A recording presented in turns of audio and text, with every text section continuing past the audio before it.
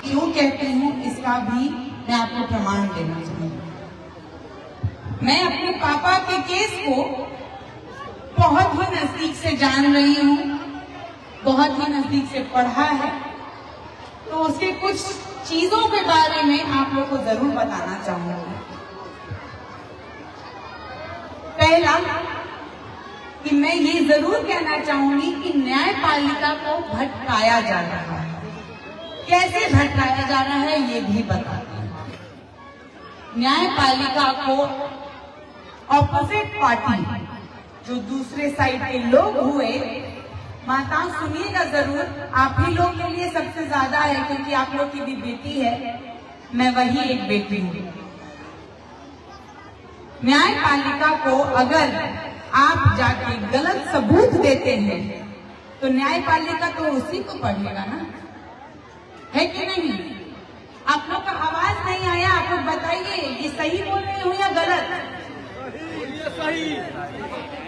आप लोग को अगर मैं कुछ गलत बताऊंगी तो आप लोग भटकेंगे ही ना, सीधा तो नहीं चल पाइएगा। वही न्यायपालिका के साथ हुआ।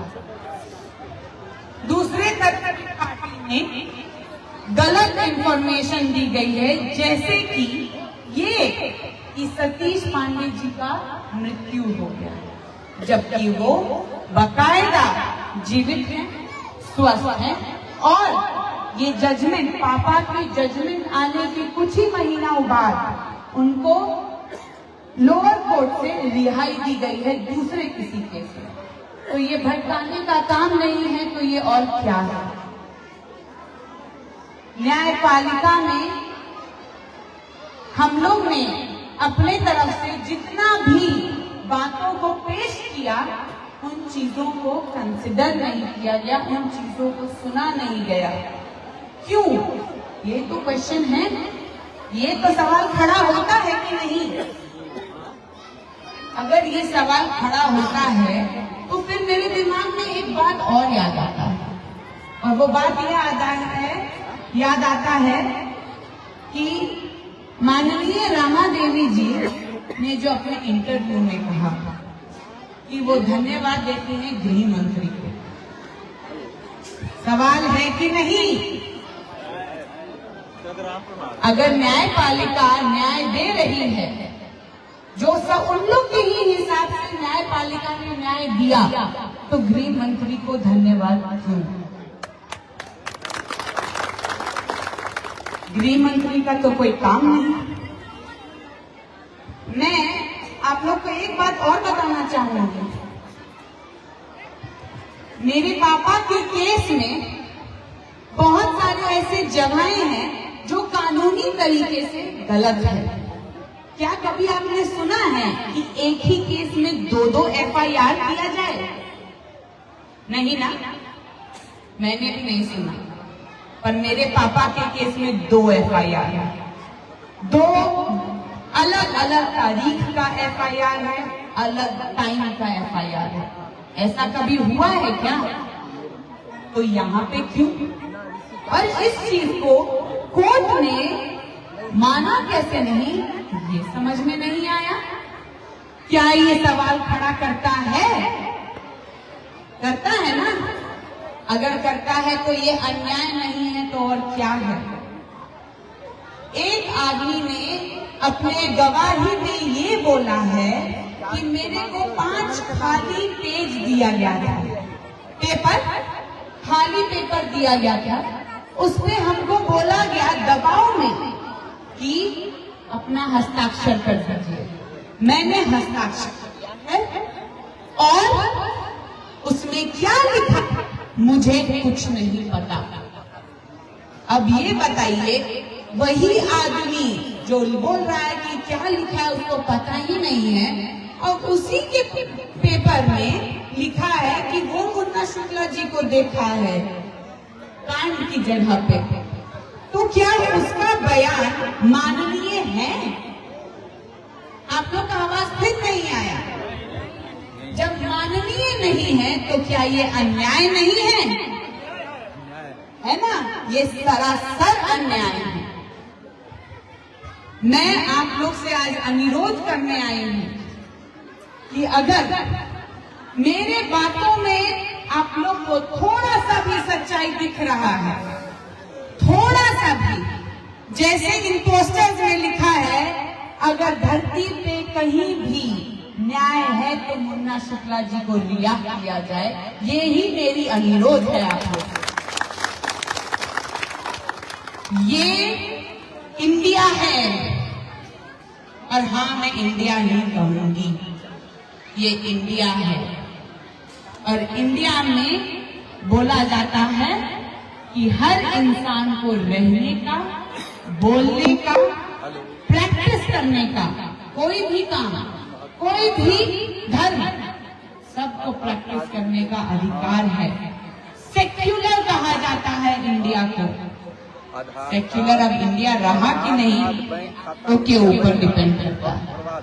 ये आप लोग बताएंगे कि क्या हर एक जाति धर्म को, हर एक वर्ग के लोगों को सांस लेने का भी अधिकार अब बचा कि नहीं, ये आप लोगों को बताएं।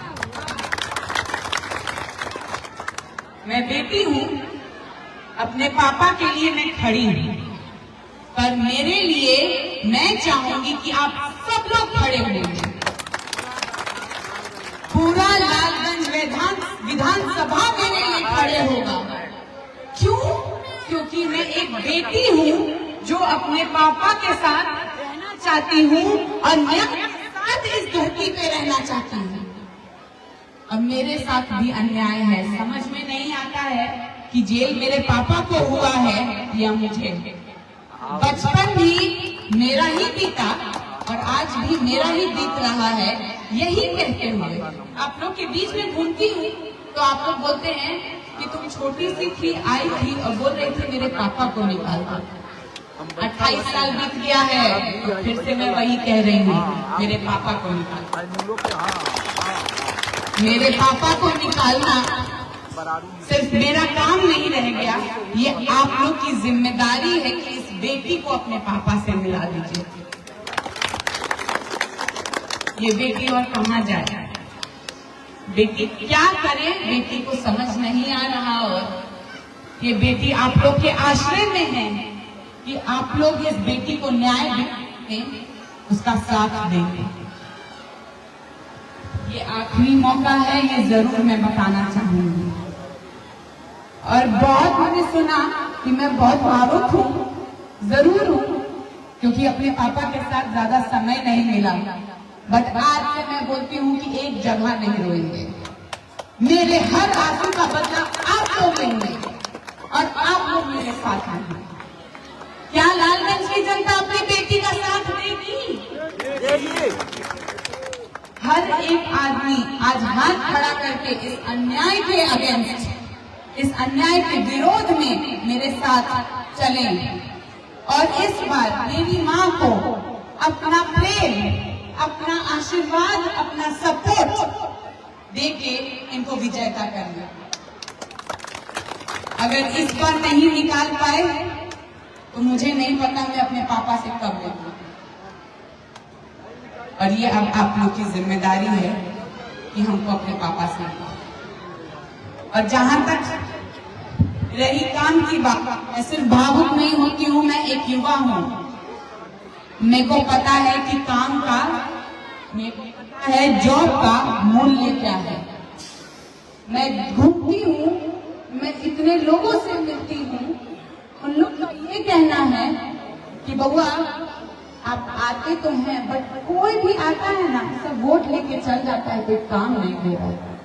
तो मैं बताना चाहूंगी कि जब पापा मम्मी थे सत्ता में, जब वो लोग विधायक थे, उन्होंने हर किसी को काम देने की कोशिश की और दिलवाई है। आप जेल में भी जो काम करा देंगे वो आदमी जो हमारा कैडेट विधायक है उससे भी नहीं कोई भी।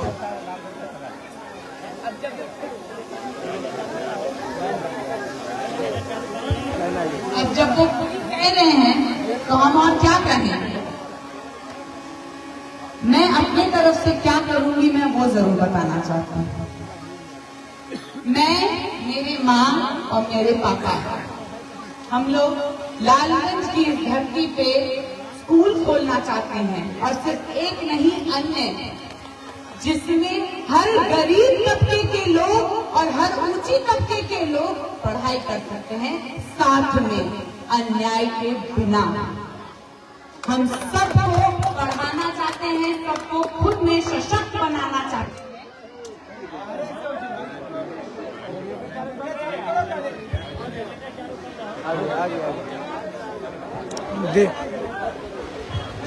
बनाना चाहते हैं कि सब अपने लिए खुद खड़ा हो सके।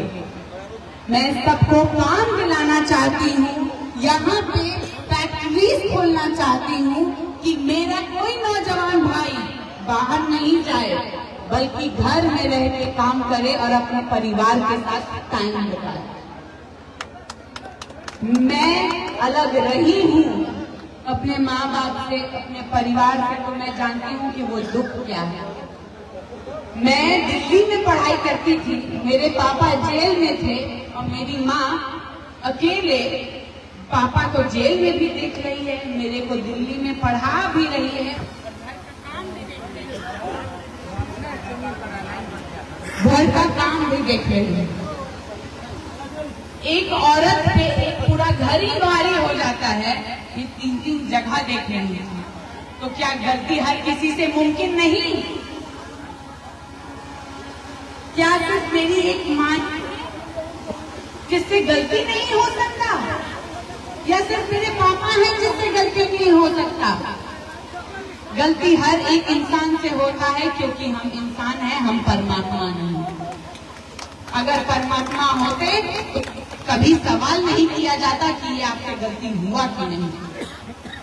इंसान है तो इंसान की तरह आपसे अनुरोध ये कर रहे हैं कि इस बात को समझिए और बस इतना सा करिए कि जितना लड़ाई करना है, जितना गुस्सा करना है, सब करिए, बस मेरे पापा को निकालने के बाद करिए। आके आप मेरे पापा मम्मी से लड़िएगा, और ऐसा नहीं है कि हम देखे नहीं है, बहुत सारे लोग आते हैं, लड़ते हैं, और मेरे पापा मम्मी मुस्कुरा के उन लोग का जवाब देते हैं। क्यों?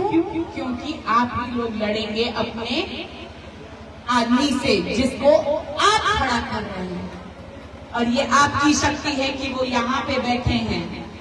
अपनी शक्ति में अपना विश्वास जरूर रखिए। बस इसी के साथ मैं अपने बात को यहीं पे विराम देती हूँ और आप लोग को सोचने का जरूर मौका देती हूँ कि अन्याय कब तक चले।